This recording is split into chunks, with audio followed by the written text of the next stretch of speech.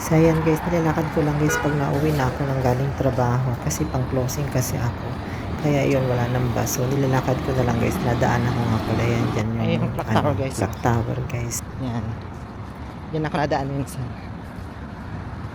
Tapos pagdating ng clock tower guys, yung dire-diretso na yung ganyan. Ano na yan, Alrega na yan. Tower.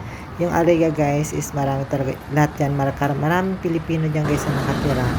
Halos Pilipino dyan nakatira guys, 24 hours dyan, walang tulugan mga tao dyan. Kaya kung titira ka ng Alrega, maganda talaga kasi nga, nandyan lahat.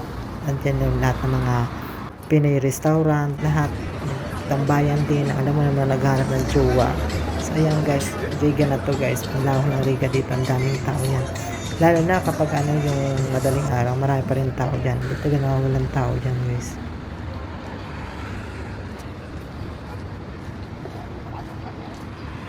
Para ka lang, alam mo yung para ka lang nasa Divisoria guys, nandito rin lahat.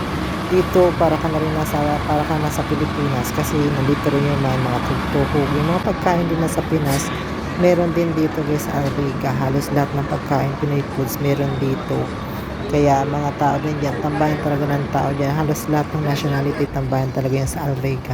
Kaya maraming natitira dito, lalo mga Pilipino. Just kung mga nagharap ng mga abang. So, yan talaga tambayan nila guys.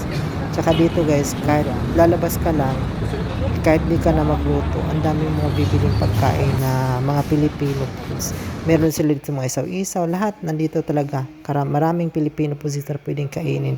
Kaya minsan talaga pag di-off dito ako nagala, dito ako naikot. Ikot-ikot lang ako dito kasi malaki yung Alriga guys. Dire-diretso lang yan, Alriga lang yan.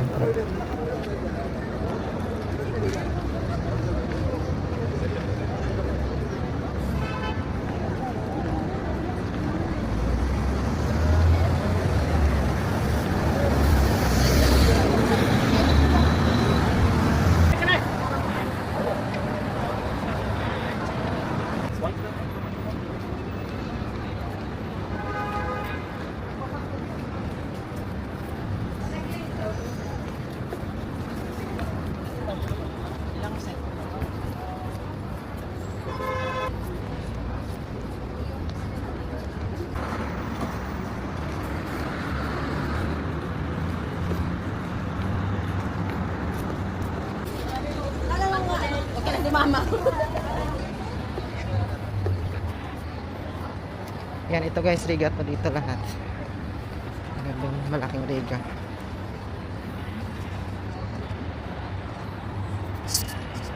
Bye guys.